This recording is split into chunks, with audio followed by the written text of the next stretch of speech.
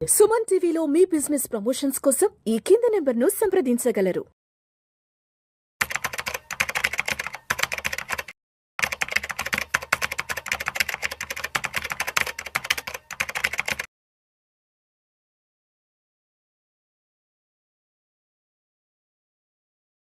నమస్తే రేవంత్. నమస్తే అండి.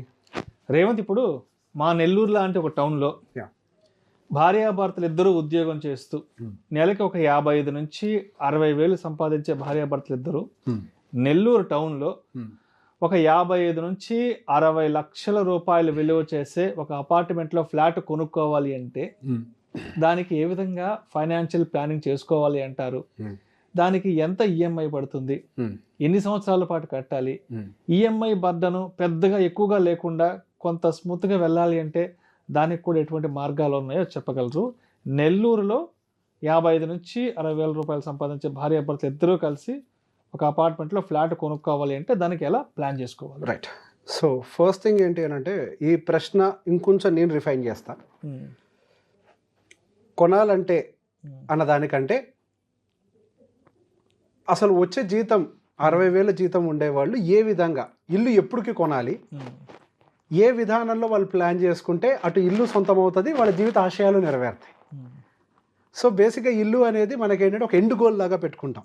అంటే ఇల్లు అని అంటే మనకి అది ఇల్లు ఉంది అని అంటే ఎవ్రీథింగ్ మన దగ్గర ఉన్నట్టే అని ఒక సెక్యూర్డ్ ఫీలింగ్ మనకి ఎప్పుడు బాగా నచ్చుతుంది అనమాట. కానీ ఇక్కడ పాయింట్ ఏంటి అని అంటే, ఇల్లు ఒకటే మన అవసరాలన్నిటిని కూడా తీరుస్తాయా అనేది. ఇల్లు అనేది మన లైఫ్లో ఒక భాగం, అది కాదు అన్నమాట ఎవరు అనలేరు కదా. ఇల్లు ఒకటి ఉంటే మన జీవితం అంతా నడిచిపోతుందా? ఇంటితో పాటు పిల్లల ఆరోగ్యాలు, పిల్లల భవిష్యత్తు, మీ ఆరోగ్యం, ఈవెన్ మనకి రిటైర్మెంట్ అయిపోయిన తర్వాత కావాల్సిన కొంత డబ్బులు, ఇట్లా చాలా ఆస్పెక్ట్స్ ఇన్వాల్వ్ అయ్యి ఉంటాయి లైఫ్లో. లైఫ్ అని అంటే జస్ట్ బయింగ్ ఏ హౌస్ కాదు. అండ్ ఎస్, ఇల్లు కావాలి ఖచ్చితంగా. ఒక సమయం దాటిన తర్వాత నా దగ్గరికి ఎవరు వచ్చినా అదే చెప్తా, ఒక ఏజ్ దాటిన వాళ్ళు వస్తే వాళ్ళు ఇంకెక్కడ పెట్టుబడి పెడతాను, ముందు ఇల్లు కొనండి అంట.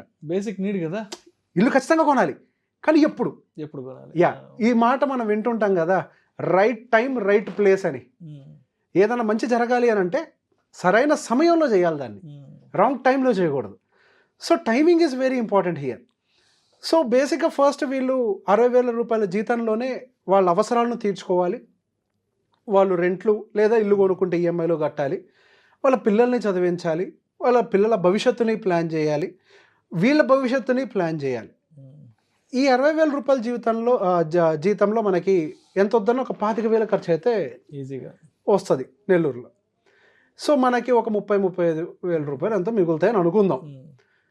అక్కడ ఒక 50 లక్షల రూపాయలు అపార్ట్మెంట్ రేట్ అన్నట్టుగా అయితే మనకి ఎలిజిబిలిటీ ప్రకారం మనం ఎంతవరకు కట్టగలుగుతాం? ఒక 25,000 వరకు కంఫర్టబుల్గా కట్టగలుగుతాం. మనకి 30,000 మిగులుతున్నాయి కదా, 30 కట్టలేం కదా. ఎంత మిగులుతుంది కట్టలేం కదా. 35,000 మిగులుతున్నాయి, 35 పెట్టుకోలేం.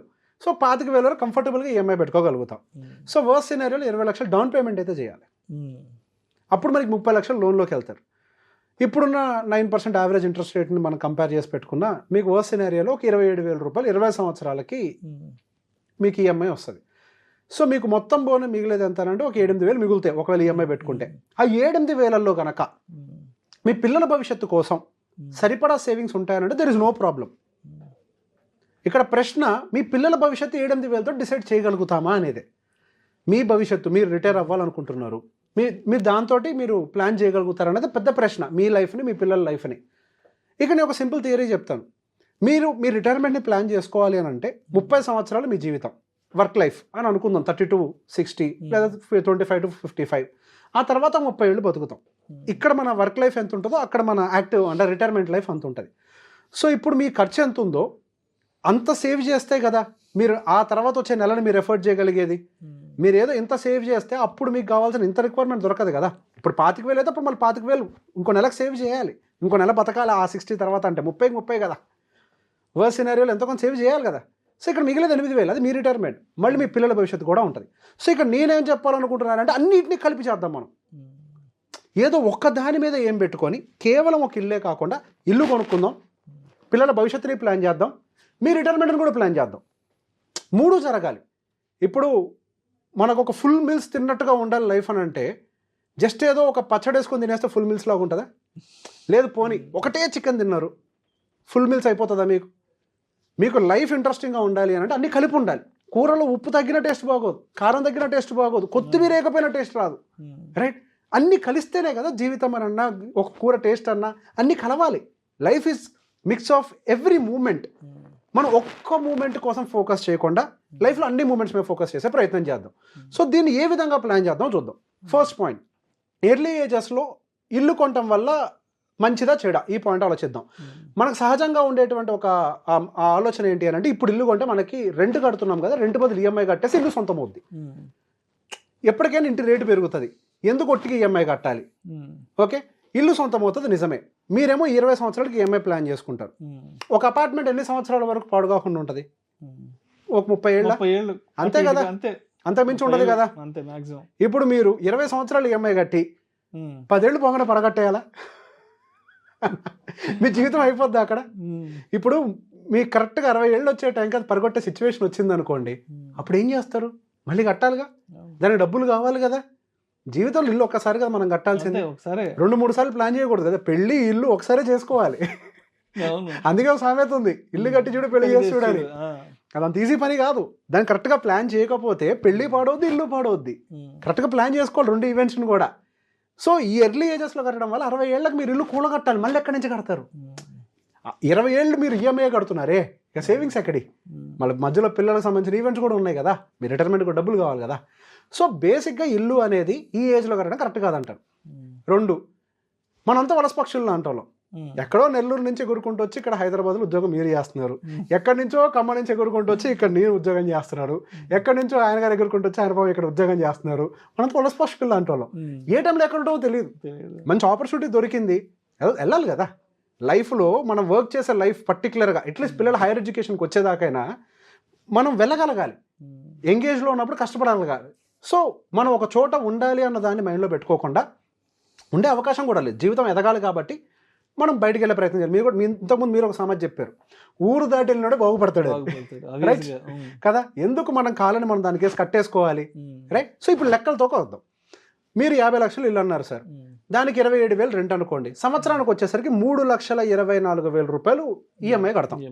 ఏడాదికి వచ్చేసరికి రెంట్ ఎంత ఉంటుంది అక్కడ? ఒక 12,000 ఉంటుంది మాక్సిమం. నెల్లూరులో 12 నుంచి 15,000 depends on the area priority. తక్కువ ఉంటే ఎక్కువ ఉంటే యావరేజ్గా 12,000 ఎస్టిమేషన్ నేను తీసుకున్నా. అంటే సంవత్సరానికి కడితే 1,44,000 కడతాం. అంటే ఫస్ట్ ఇయర్ ఎంత ఎక్స్ట్రా కడుతున్నాం?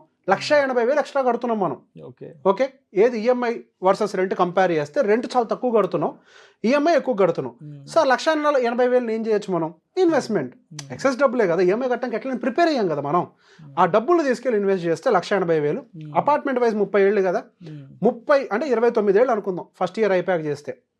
ఆ 1,80,000 మీకు ₹1,00,000 అయితే సెకండ్ ఇయర్లోకి ఎంటర్ అవుతాం, థర్డ్ ఇయర్లోకి ఎంటర్ అవుతాం.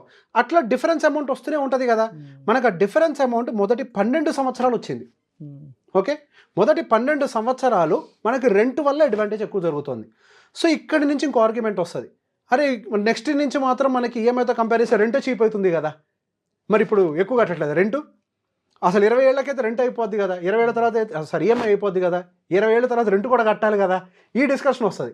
సో బేసిక్గా నేను ఎక్సెస్ రెంట్ ఏదైతే మనం కట్టాల్సి వస్తుంది ఈఎంఐని దాటి, దాని మొత్తాన్ని కూడా మనం ప్రీవియస్గా పెట్టిన ఇన్వెస్ట్మెంట్స్ అన్నీ ఉన్నాయి ఇక్కడ క్లియర్గా హైలైట్ చేశాను. గ్రీన్ అంతా కూడా ఇన్వెస్ట్మెంట్స్, ఆ తర్వాత రెడ్లో ఉన్నాయన్నీ కూడా మనకి ఎక్సెస్ అవుతున్నాయి ఈఎంఐని దాటి. వాటన్నిటిని కూడా మన పెట్టుబడిలోంచి మైనస్ చేద్దాం.